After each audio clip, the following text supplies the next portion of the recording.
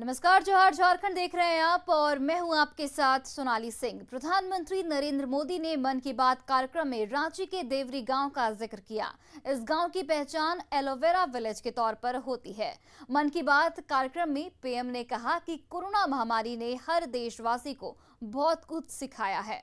Health care और wellness को लेकर आज जिज्ञासा भी बढ़ी है और जागरूकता भी। रांची के सतीश जी ने पीएम को पत्र लिखकर देवरी गांव के बारे में बताया था। देवरी गांव की महिलाओं ने मंजू कच्छप जी के नेतृत्व में बिरसा कृषि विश्वविद्यालय से एलोवेरा की खेती का प्रशिक्षण लिया था। इसके बाद उन्होंने एलोवेरा की खेती शुरू की। इस खेती से न केवल स्वास्थ्य के क्षेत्र में लाभ मिला, बल्कि इन महिलाओं की आमदनी भी बढ़ गई। इस कार्य में करीब 40 महिलाओं की टीम लगातार जुटी है और कई एकड़ में एलोवेरा की खेती की जा रही है। रांची के सतीश जी ने पत्र के माध्यम से ऐसी ही एक और जानकारी साझा की है। सतीश जी ने झारखंड के एक एलोवेरा विलेज की ओर मेरा ध्यान दिलाया है। रांची के पास ही देवरी गांव की महिलाओं ने मंजू कश्यप जी के नेतृत्व में बिरसा कृषि विद्यालय से एलोवेरा की खेती का प्रशिक्षण लिया था। इसके बाद उन्होंने एलोवेरा की खेती शुरू की। इस खेती से न केवल स्वास्थ्य के क्षेत्र में लाभ मिला, बल्कि इन महिलाओं की आमदनी भी बढ़ गई। कोविड महामारी के दौरान भी इन्हें अच्छी आमदनी हुई। इसकी एक बड़ी वजह यह थी कि सैनिटाइजर बनाने वाली कंपनियां सीधे इन्हीं से एलोवेरा खरीद रही थी। आज इस कार्य में करीब 40 महिलाओं की टीम जुटी है और कई एकड़ में एलोवेरा की खेती होती है। ओडिशा के पतायत साहू जी हो या फिर देवरी में महिलाओं की ये टीम, इन्होंने खेती को जिस प्रकार स्वास्थ्य के क्षेत्र से जोड़ा है, वो एक अपने आप में मिसाल है। देश में नक्सलवाद की कमर तोड़ने के मकसद से आज दिल्ली में केंद्रीय गृह मंत्री की अध्यक्षता में एक अहम बैठक हो रही है। दिल्ली के विज्ञान भवन में होने जा रही इस बैठक में 10 राज्यों के मुख्यमंत्री या उनके प्रतिनिधि शामिल हैं।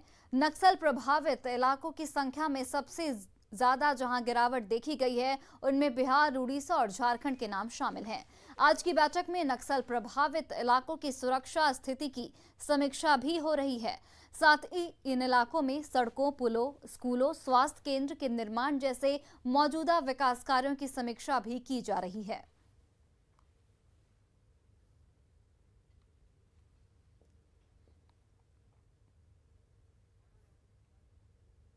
वहीं जातीय जनगणना और सरना कोड को लेकर जारी सियासत अब दिल्ली तक पहुंच गई है। सीएम हेमंत सोरेन के नेतृत्व में एक प्रतिनिधि मंडल केंद्रीय गृह मंत्री अमित शाह से आज मिलेगा। इस प्रतिनिधि मंडल में बीजेपी भी शामिल होगी।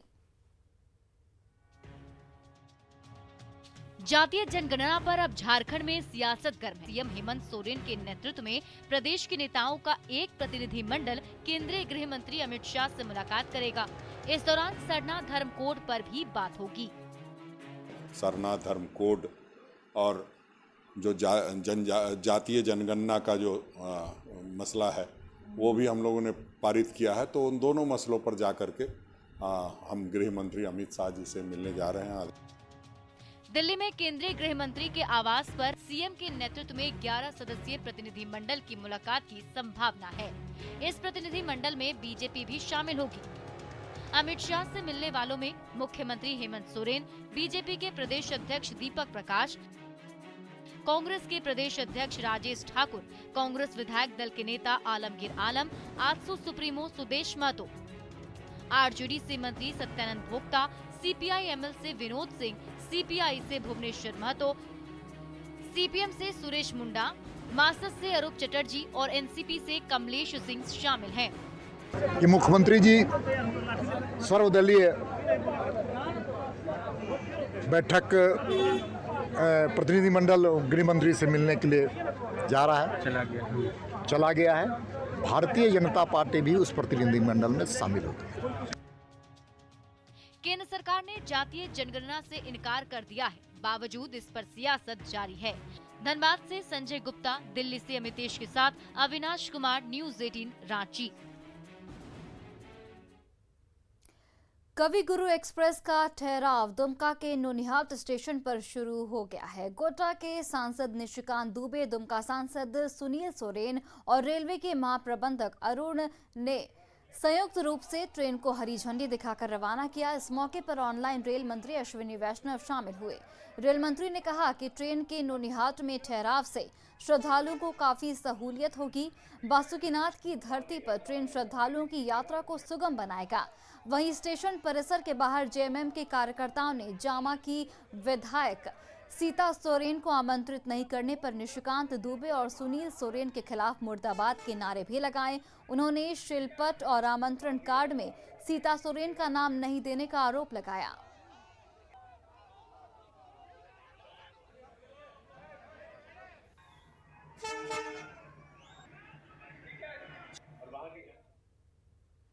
वही देखिए, झारखंड चैम्बर का चुनाव लगातार जारी है। 21 पदों के लिए चुनाव में 35 प्रत्याशी चुनावी मैदान में थे। हालांकि 2 प्रत्याशियों ने किसी कारणवश अपना नामांकन वापस ले लिया। ऐसे में अब 33 प्रत्याशी ही चुनावी मैदान में जोर आजमाइश में जुट गए हैं। इस चुनाव में कोविड का ख्याल भी रखा जा रहा है और इसे देखते हुए ही 4 फ्लोर पर चुनाव का इंतजाम किया गया है।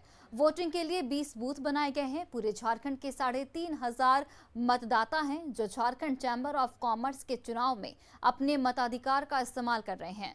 चुनाव में चुनकर आए 21 सदस्य अध्यक्ष, सचिव, कोषाध्यक्ष का चुनाव करेंगे। चुनाव में 50 मतदान कर्मी व्यवस्था को संभालने में जुटे हैं।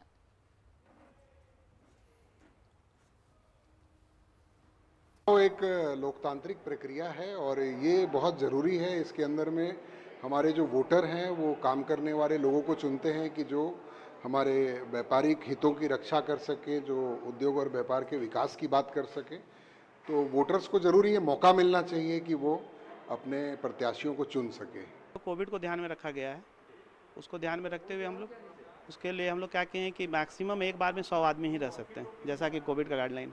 इसलिए हम लोग बूथ जो है अलग अलग फ्लोर पे बना दिए। टोटल 3 फ्लोर पे 20 बूथ है और हर बूथ पे इनको इंस्ट्रक्शन है कि अंदर में आदमी ज़्यादा नहीं होना।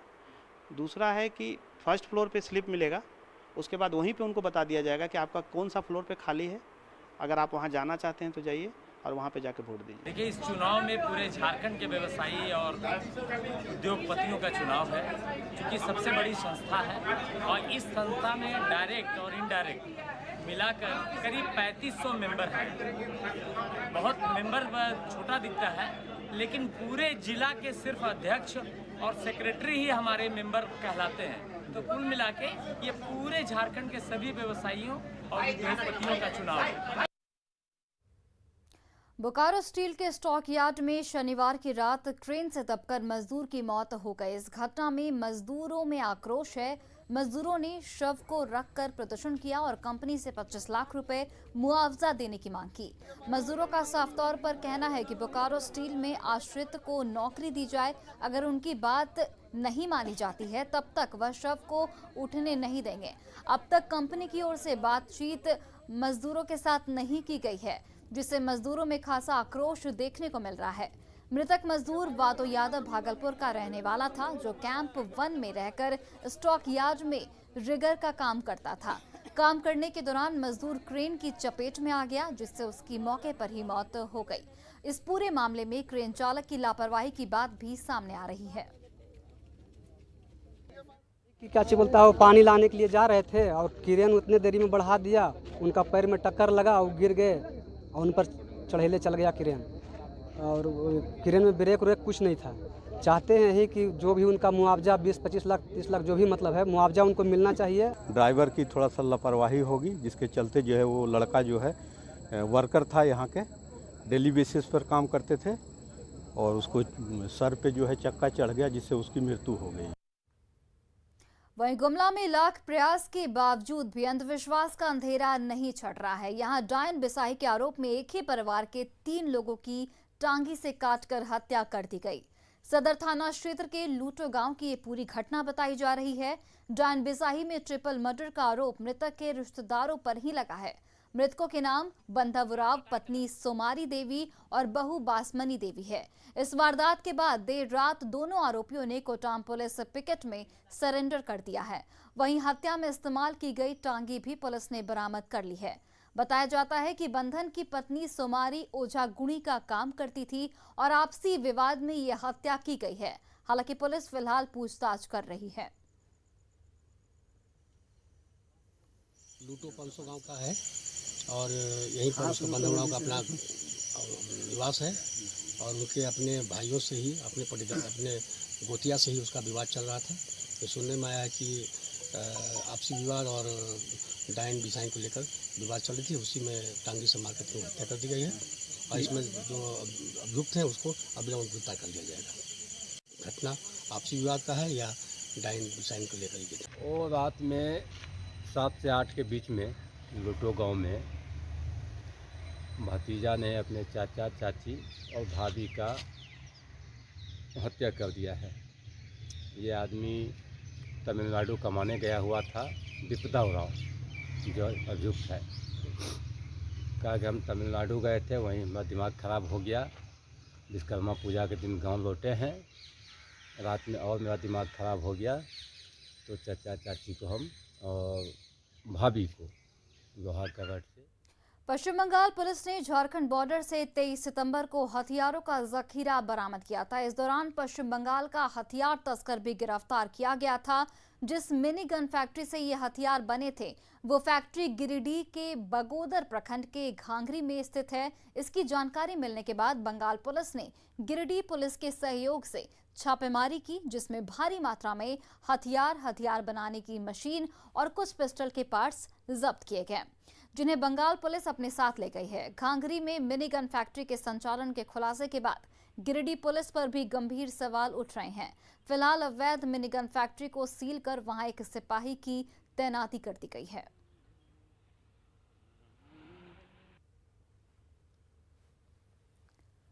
चल गई, फिर बॉर्डर पुलिस आई, अपने यहाँ मतलब ताला बंद कर दिया और उसके बाद हम फोन उन किए तो हम लोग 2 चौकीदार यहाँ नियुक्त कर दिए कि खाली आपको देख रेख करना है। अच्छा। और उन लोग बंद करके चाबी अपना ले गए थाना। ताला कौन बंद किया? बॉर्डर पुलिस, बॉर्डर थाना पुलिस। अच्छा, और चाबी वहीं पे ले गए ना? हाँ। बीते 23 सितंबर को बंगाल पुलिस ने गुप्त सूचना के आधार पर बंगाल और झारखंड के बॉर्डर के पास यानी बराकर के पास एक चेक पोस्ट लगाकर हथियार के साथ एक तस्कर को गिरफ्तार किया था। उसके पास से हथियार का जखीरा था, कुछ मैगजीन भी बरामद किया गया था। हालांकि उस शख्स का नाम आस मोहम्मद बताया जा रहा है, उर्फ बबलू। हालांकि जब बंगाल की पुलिस ने उनसे पूछताछ की, उनके कबूलनामे में एक नया मोड़ आया है। हालांकि इस नेटवर्किंग को गिरिडीह से भी जोड़कर देखा जा रहा है और बताया जा रहा है कि जितने भी हथियार उनके पास से बरामद किया गया है वो तमाम हथियार गिरिडीह के बगोदर में बना हुआ था। मैं अभी उसी जगह पे मौजूद हूँ जहाँ पे बताया जा रहा है, विजुअल में देख सकते हैं, ये वही जगह है जहाँ पर से हथियार के mini factory, gun mini factory का संचालन हो रहा था और यहीं से तमाम हथियार को बरामद किया गया था। और जिस तरह से आस मोहम्मद ने बताया है कि तमाम वो जो हथियार हैं वो वहीं से बरामद हुआ है। आपको पहले मैं विजुअल के माध्यम से दिखाना चाहूँगा कि आप देख सकते हैं वही घर है जहाँ से हथियार का संचालन हो रहा था। लेकिन सबसे बड़ी ताजुब की बात यह है कि जिस तरह से गिरिडीह पुलिस के संयुक्त कार्रवाई में बंगाल पुलिस ने यहाँ पे कार्रवाई की है और कार्रवाई करने के बाद जिस तरह से यहाँ से कुछ हथियार बनाने के कंपोनेंट और इसके अलावा कुछ पार्ट्स को भी बरामद किया है और उसके बाद इस घर को सील कर दिया गया है। मैं पहले विजुअल भी दिखाना चाहूँगा कि किस तरह से तालाबंदी की गई है और ये मुख्य द्वार है और ये तालाबंदी कर दी गई है। और आपको ये भी बता दें कि जिस तरह से बंगाल पुलिस ने यहाँ पे छापेमारी की है और गिरिडीह की पुलिस, बगोदर की पुलिस के नाक के नीचे का इस तरह से अवैध तरीके से जो इस तरह से मिनी फैक्ट्री का संचालन किया जा रहा था, कहीं ना कहीं इस पर भी सवाल उठाए जा रहे हैं। क्यों यहाँ पर जो हथियार फैक्ट्री का संचालन किया जा रहा था, इस बात को लेकर स्थानीय पुलिस ने, बगोदर पुलिस ने साफ इनकार कर दिया है और कहा है कि अभी मामले की जांच पड़ताल की जा रही है, उसके बाद जो होगा दूध का दूध पानी का पानी हो जाएगा। हालांकि जिस तरह से एक पुलिस अधिकारी से नाम नहीं बताने की स्थिति में उन्होंने एक बातचीत हुई और उन्होंने बताया कि यहाँ पे संचालन हो रहा था और जब बंगाल की पुलिस ने छापेमारी संयुक्त कार्रवाई की थी गिरिडीह पुलिस के साथ मिलकर, तो यहाँ से भारी मात्रा में हथियार बनाने के मशीन और उनके पार्ट्स को भी बरामद किया गया था, जो बंगाल पुलिस अपने साथ ले गई। गिरिडीह से न्यूज़ 18 के लिए मैं एजाज अहमद। रांची नगर निगम अब पुलिस की तर्ज पर स्मार्ट सिटी में स्थापित कमांड कंट्रोल कम्युनिकेशन सेंटर का इस्तेमाल करेगी। शहर में कचरा फेंकने वालों को सीसीटीवी कैमरे से पहचान की जाएगी। अगर सड़क पर कोई कचरा फेंकता पाया जाएगा तो उससे अधिकतम 500 रुपए से लेकर 25,000 रुपए तक का जुर्माना वसूला जाएगा। लेकिन नगर निगम के इस फरमान को लेकर रांचीवासी ही हतप्रभ हैं। उनका कहना है कि पहले निगम डस्टबिन तो रांची शहर में पूरी तरह बिठा ले, इसके बाद कार्रवाई की बात करे। वहीं लोगों का साफ तौर पर कहना है कि अगर शहर में कुछ जगहों पर डस्टबिन है भी तो वहां कैमरे नहीं। ऐसे में इस तरह की बात करना बेमानी सी लगती है। पहली बात तो निगम को पूरा डस्टबिन शहर में फिर से वितरण करना चाहिए और जगह जगह में जो खराब हो गया उसको लगाना चाहिए। दूसरी बात है सीसीटीवी में जब देखिएगा, जब आप सीसीटीवी लगाइएगा तब ना, जो कमांड एरिया स्मार्ट सिटी के द्वारा डेवलप करा गया है वहाँ पे ऑलरेडी सीसीटीवी कैमराज पूरे शहर में इंस्टॉल कराए गए हैं टाइम। उन कैमराज के ज़रिए हम लोग जो है निगरानी हम लोगों ने प्रारंभ कर दी है और टीम इसके बाबत जो है बैठा दी गई है। इसके पूर्व में कई दफ़े माइकिंग कराई गई, कई सारे ड्राइव चलाए गए, लेकिन उस ड्राइव के बाद भी एक छोटा हिस्सा जो है इन मामलों में कोऑपरेट नहीं करता नज़र आता रहा है। गोड्डा में सरकार और शिक्षा विभाग की ओर से बच्चों के भविष्य से खिलवाड़ जारी है। यहां मथुरा गांव में उत्क्रमित मध्य विद्यालय में बच्चे बिना क्लासरूम और ब्लैक बोर्ड के ही पढ़ने को मजबूर हैं। स्कूल में इसके साथ ही बुनियादी सुविधाओं का भी अभाव है। स्कूल भवन का छत गिर जाने के बाद बच्चे अब बिना ब्लैक बोर्ड के ही जमीन पर बैठकर पढ़ाई करते हैं। कई बार इसकी शिकायत स्थानीय जनप्रतिनिधि, सांसद, विधायक और डीसी तक से की गई, लेकिन आज तक स्कूल के बेसिक इंफ्रास्ट्रक्चर में कोई सुधार नहीं हुआ। न्यूज़ 18 की टीम ने जब शिक्षा विभाग के सहायक अभियंता से इस बारे में बात की तो उन्होंने जमीन नहीं होने की वजह से क्लास नहीं बन पाने की बात कही। वहीं इस पूरे मामले पर शिक्षा विभाग की लापरवाही से झारखंड का भविष्य भी अंधकार की ओर जाता दिख रहा है।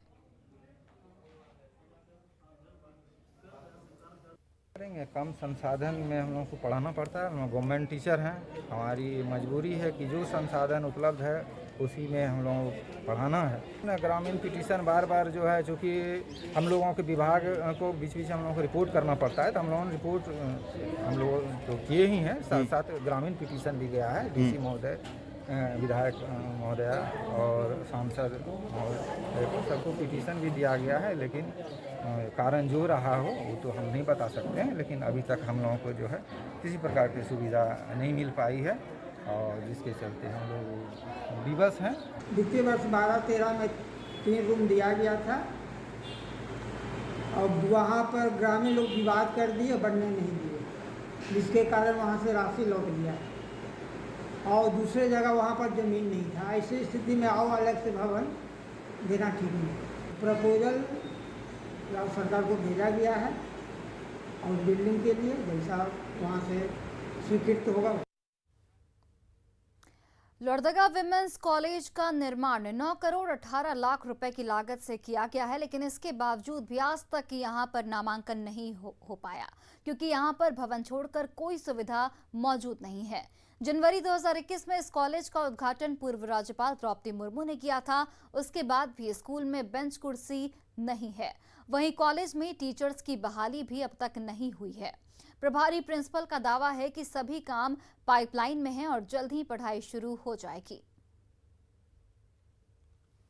भवन छोड़ के बाकी सुख सुविधा जो है वो वहाँ उपलब्ध नहीं है। इसके लिए हम लोग प्रयासरत हैं। विश्वविद्यालय स्तर से, सरकार स्तर से, विश्वविद्यालय से प्रस्ताव बनाकर सरकार को भेजा जा रहा है। और फिलहाल रुकते एक छोटे से ब्रेक के लिए।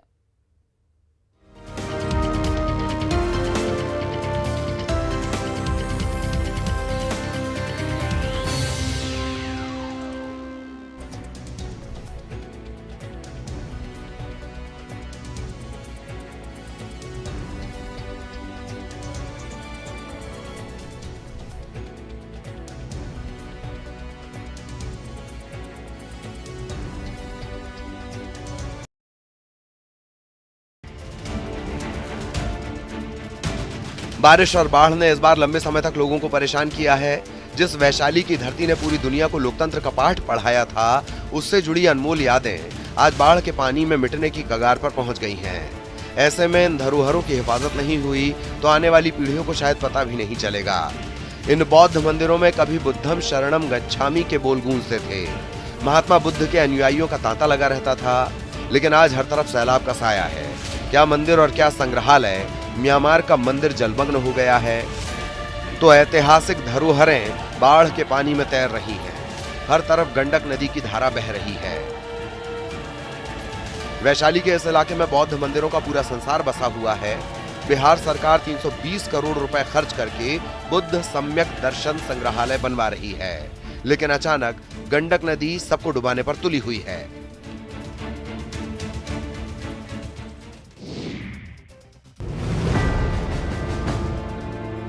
बगहा में न्यूज 18 की खबर का बड़ा असर हुआ है। न्यूज 18 पर खबर चलने के बाद प्रशासन ने रामनगर अंचल अधिकारी के नेतृत्व में आनन फानन में एक टीम का गठन किया है। ये टीम दोन के 2 पंचायतों के 26 गांवों का निरीक्षण कर नुकसान का आकलन करेगी और राहत देगी। न्यूज 18 ने खबर दिखाई थी कि कैसे दोन इलाके के लोग मरीजों को खाट पर लेकर पैदल अस्पताल जाते हैं और करीब 25 किलोमीटर का सफर उन्हें पैदल तय करना पड़ता है। उस क्षेत्र में जो भी लोगों की कठिनाइयाँ है, जैसे किसी का घर कट गया है, आवासीय घर कटा है, पशु शेड कटा है, रास्ता कटा है, कलवर्ट पुल पुलिया कटा हुआ है, और नियमानुसार यथोचित कार्रवाई करते हुए उन लोगों को सारी सुविधाएं उपलब्ध कराएगी। पहले जंगल और फिर कई नदियों को पार कर लोग अपने परिजनों का इलाज कराने जाते हैं। पहाड़ी इलाके में सभी रास्ते टूट चुके हैं। गाँव में इलाज का कोई इंतजाम नहीं। मजबूरी में लोग जान जोखिम में डालकर सफर कर रहे हैं। अब स्थिति बदलने की उम्मीद है।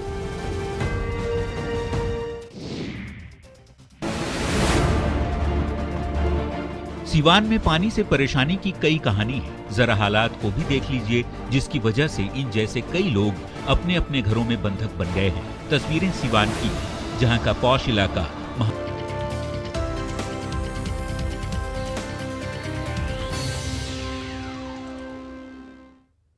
ब्रेक के बाद आप सभी का स्वागत है और चलिए अब देखते हैं झारखंड 2020।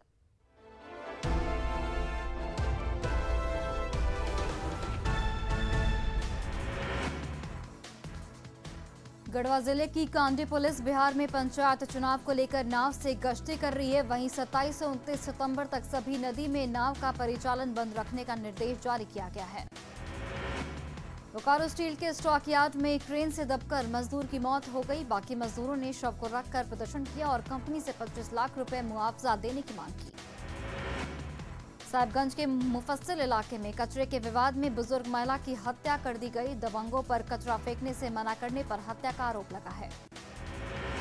धनबाद के राजगंज में प्राइवेट स्कूल के एक छात्र का वीडियो सोशल मीडिया पर वायरल हो रहा है। छात्र ने वीडियो बनाकर स्कूल के 4 टीचरों पर पिटाई का आरोप लगाया है। गढ़वा के रमकंडा में हरहे गांव में 40 साल के गोपाल सिंह की हत्या कर दी गई। गोली मारने के बाद धारदार हथियार से गर्दन पर वार किया गया था। जामताड़ा जिला खनन पदाधिकारी ने अवैध बालू लदे 4 ट्रैक्टर को जब्त किया। हालांकि बालू माफिया भागने में सफल रहे। बोकारो उत्पाद विभाग की टीम ने दुगदा के एसआईटी कॉलोनी के एक मकान से 161 बोतल अवैध विदेशी शराब जब्त किया है। वहीं स्टिकर और दूसरे सामान भी बरामद किए। बोकारो जनरल अस्पताल से कोरोना संक्रमित एक मरीज भाग गया। हालांकि बाद में स्वास्थ्य कर्मियों ने फिर से उसे पकड़कर अस्पताल पहुंचाया। गोड्डा में शिक्षा विभाग की ओर से बच्चों के भविष्य से खिलवाड़ जारी है। यहां मथुरा गांव में उत्क्रमित मध्य विद्यालय में स्कूल की टूटी छत की मरम्मत नहीं की जा रही है।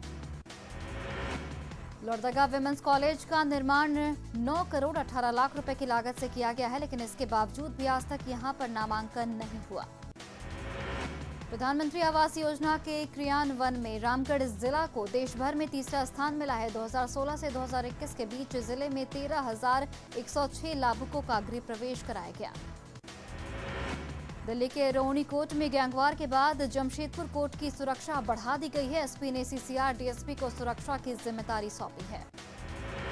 गढ़वा डीसी ने नगर उटारी के गोसाईबाग में रास्ते के विवाद की जांच की। मीरा देवी ने रास्ता विवाद की शिकायत सीएम हेमंत सोरेन से की थी। पाकुड़ के महेशपुर विधायक स्टीफन मरांडी ने गाजवाल का शिलान्यास किया। 1 करोड़ 86 लाख की लागत से गाजवाल बनाया जाएगा। गोड्डा में इफ्को परिसर में राष्ट्रीय सहकारिता सम्मेलन हुआ, जिसमें किसानों को सरकारी दाम पर खाद देने की मांग की गई। रामगढ़ में चितरपुर में बड़की पोना उत्क्रमित हाई स्कूल के छात्रों को बारिश में परेशानी का सामना करना पड़ता है। कीचड़ को पार कर छात्र स्कूल पहुंच पाते हैं। सिमडेगा में महागठबंधन की बैठक हुई, जिसमें 27 सितंबर के भारत बंद को लेकर रणनीति बनाई गई। समाज सुधारक ईश्वर चंद्र विद्यासागर की आज 220वीं जयंती है। जामताड़ा का कर्माटाड़ उनकी कर्मभूमि रही है, लेकिन यहाँ लाइब्रेरी और स्कूल दोनों खंडहर में तब्दील हो चुका है। 26वीं नेशनल सब जूनियर नेटबॉल प्रतियोगिता में झारखंड ने ब्रॉन्ज मेडल जीता। सेमीफाइनल में केरल से हारने के बाद दिल्ली को हराकर टीम ने कांस्य पदक जीता। घाटशिला में मऊ भंडार निवासी काली राम शर्मा लावारिस शवों को मोक्ष देने में जुटे हैं। वे अब तक 500 से अधिक लावारिस शवों का अंतिम संस्कार कर चुके हैं। और फिलहाल इस बुलेटिन में इतना ही। आप देखते रहिए न्यूज़ 18 बिहार झारखंड।